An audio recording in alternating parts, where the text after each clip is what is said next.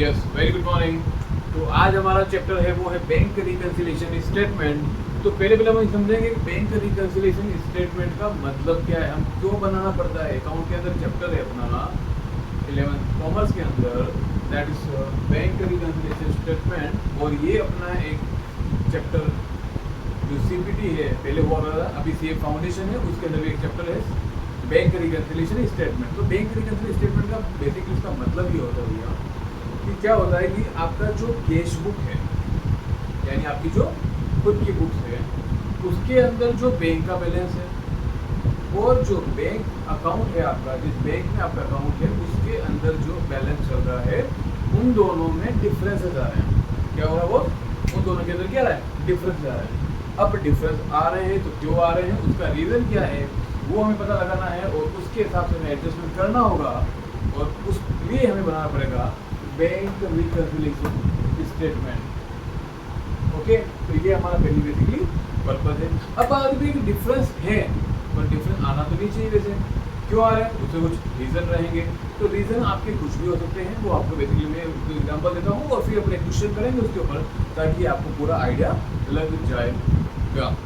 Okay, तो क्या होता है कि आपका जब बैंक अकाउंट है उसमें जो बैलेंस है और आपका जो बैलेंस है उसके डिफरेंस के रीज़न कुछ ऐसे हो सकते हैं कि कभी कभी क्या होता है कि हमने यहाँ से चेक है किसी पार्टी को दे दिया भैया कि आप वहाँ से पेमेंट ले लेना बैंक के थ्रू, अपने चेक इशू कर दिया, लेकिन पार्टी ने चेक क्लियर नहीं करवाया। तो होगा क्या, आज मैं अपनी बुक्स में एंट्री डाल दूंगा, मैंने पेमेंट कर दिया, तो मैंने अपनी बुक्स में बैंक का बैलेंस कम कर दिया, लेकिन एक्चुअल में बैंक का बैलेंस कम नहीं हुआ है, क्योंकि पार्टी के पास चेक पड़ा हुआ है, पार्टी चेक क्लियरली नहीं डाला और चेक की वैलिडिटी 3 मंथ की होती है, तो पार्टी बाद में डालेगी जैसा भी रहेगा उसका।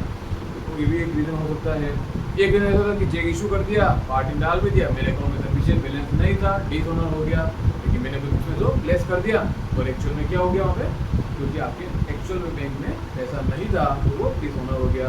वो एक रीज़न हो सकता है। या फिर ऐसा भी हो सकता है कि बैंक ने कुछ चार्जेस लगाए हो, अपनी एंट्री बुक्स नहीं करी हो, या फिर किसी पार्टी ने सीधा पेमेंट बैंक अकाउंट में डाल दिया हो और अपने को इंटीमेट नहीं कर दिया, तो अपनी बुक में बैंक पे नहीं है। तो ये सब कुछ रीज़न रहेंगे।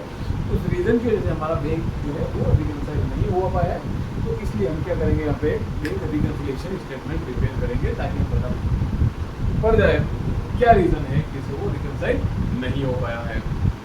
अब जो बात हम करने वाले हैं कि मैंने एक अच्छा कॉन्सेप्ट तैयार किया है, जब हम स्कूल टाइम में थे हमें भी सीखने को मिला, वैसे ही मैं आपको बताता हूँ कैसा क्या है। बैंक रिकंसिलिएशन स्टेटमेंट जो बनाते हो तो इसमें आपको पहले कॉन्सेप्ट ध्यान रखना है, ज़्यादा आपको यहाँ पर पढ़ना नहीं है, कॉन्सेप्ट को याद रखोगे आपके लिए बहुत ईजी हो जाएगा बैंक रिकंसिलिएशन स्टेटमेंट। तो यहाँ पे क्या होगी, दो चीज़ें आपको पहले मैं क्लियर कर देता हूँ। आपको ये जो दोनों हैंड है उसमें एक को आपको कैश बुक समझना है, एक को आपको बैंक बुक समझना है।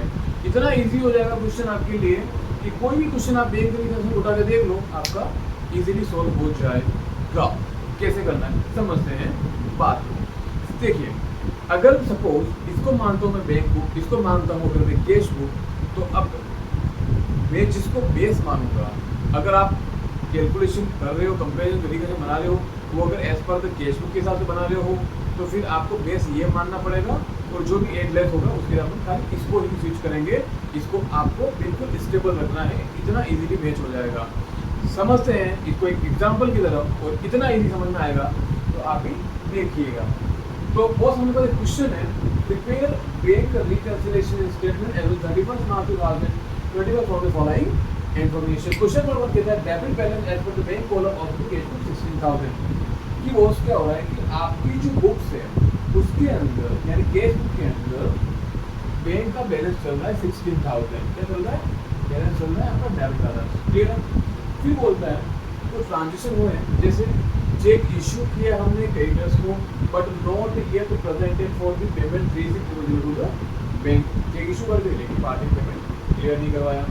दूसरा एक और ट्रांजेक्शन है, cheque deposit into the bank for the collection but not collected by the bank up to the bank. Cheque हमने भेज दिया बैंक में डिपॉजिट के लिए, लेकिन अभी तक वो डिपॉजिट नहीं हुए हैं। इंटरेस्ट चार्ज, इंटरेस्ट दिया है बैंक, डिपॉजिट किया, चार्ज भी किया, इंटरेस्ट डिपॉजिट किया है बैंक ने, इंटरेस्ट ने अकाउंट में क्रेडिट किया है। A cheque deposited into the bank was this month, no information received from the bank, ठीक है।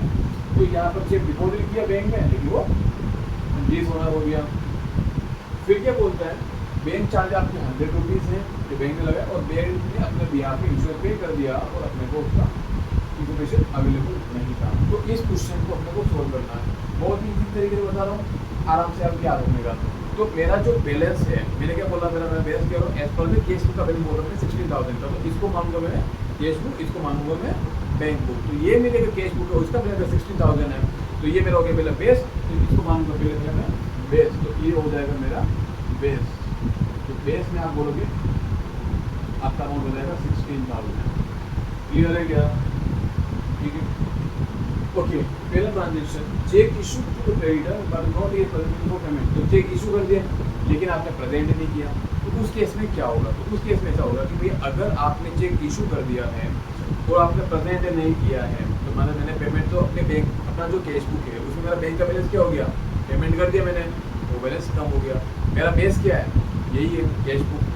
तो अब इसको मैच करने के लिए क्या करना पड़ेगा, इसको मैं ऐसा नहीं कर सकता क्योंकि ये मेरा स्टेबल पोजीशन है बैंक बुक है, मैं अपना कंपेरिजन कर रहा हूँ बेस से, वो कैश बुक है, तो मेरे को जो भी करना है मुझे वो कैश बुक के साथ करना पड़ेगा। तो मैंने जब बैलेंस लेस कर दिया अपनी बुक में, तो मुझे इसको वापस बराबर लाने के लिए इसको बढ़ाना पड़ेगा। तो क्या करूँगा, इसको मैं ऐड कर दूंगा, तो ये फिगर आपको हो जाएगा पहला 3600 ऐड हो जाएगा। Second transaction, cheque deposit to the bank for collection but not collected. Cheque आपने डिपॉजिट के लिए डाल दिया, तो ये आपका कैश बुक है, ये आपका बैंक बुक है। तो कैश बुक में क्या होगा, आपने पैसा डाला बैंक में, तो आपका पैसा आज की डेट में होगा। कैश बुक में क्या एंट्री करोगे, पैसा आपने अपने बुक्स में बढ़ा दिया होगा बैंक का बैलेंस, लेकिन पैसा जो जमा नहीं हुआ है, उस केस में क्या बोलोगे आप, वापिस इसको क्या करना पड़ेगा, आपका बेस ये है, आपको यही लाना है, ये आपका स्टेबल पोजीशन है, तो क्या करोगे इसको आप अगेन लेस कर दो बराबर करने के लिए, तो क्या करोगे इसको लेस। क्लियर है, समझ में आया? Third, interest deposited by the bank, bank ने अपने को इंटरेस्ट दे दिया, तो अभी यहाँ पे क्या हुआ, ये जो बैंक का पोजीशन उससे क्या हो गया, बैंक का बैलेंस बढ़ गया, लेकिन मुझे तो पता ही नहीं था, मुझे पता था कि बैंक मुझे इंटरेस्ट भी दिया है, तो उसके से क्या करूँगा मैं, इसको मैं हिला नहीं सकता, तो इसको क्या करोगे आप, अब हिलाओगे, इसको क्या करोगे अगेन, इसको बराबर करने के लिए आपको ऐड कर देना पड़ेगा।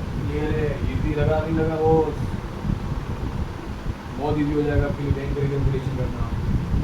क्लियर है? Next, a cheque deposited into the bank was dishonoured, no information. Cheque मैंने चेक डिपॉजिट के लिए डाला, तो अगेन क्या हुआ, मैंने अपने चेक को डिपॉजिट के लिए डाला, तो मेरा जो कैश के हिसाब से बैंक का बैलेंस हो गया, मैंने बढ़ा दिया। अब वो बैलेंस आपका बढ़ तो गया है बॉस, लेकिन ये बैंक का बैलेंस है अभी तो आपका हिला नहीं, क्योंकि वो डिसऑनर हो गया, तो हमारे हिसाब से क्या हो गया, जमा हो गया था, लेकिन एक्चुअली जमा नहीं हुआ, तो मैं क्या करना पड़ेगा, लेस, तो बराबर लाने के लिए क्या करना पड़ेगा, लेस। समझू कि नहीं समझू रे? फिर बैंक चार्जेस, बैंक चार्जेस कितना आपका 100 रुपीज़, तो ये बैंक चार्जेस है, बैंक ने अपना बैलेंस क्या कर दिया, कम कर दिया, लेकिन मेरे बुक में बैलेंस अभी तक स्टेबल है। अब मुझे यही बैलेंस इसको क्या करने के लिए, मुझे मैच करने के लिए करना पड़ेगा, कैश बुक को मिलाना पड़ेगा, क्योंकि मेरा बेस ये है, तो इसको मिलाने के लिए मेरे को इसको लेस करना पड़ेगा। तो आप क्या करोगे, 100 रुपीज़ आप लेस कर दोगे।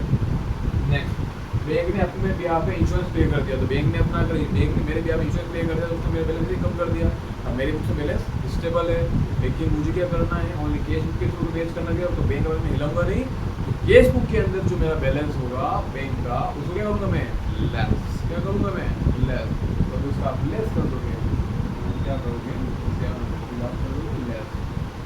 अब आपका आंसर सामने है, कैसे समझना, 1600 था आपका आंसर, तो अब आप इसमें ऐड कर दो, तो 16,000 तो 700, तो ये आप जब ऐड करोगे, इसका आंसर जो आपको मिलेगा अराउंड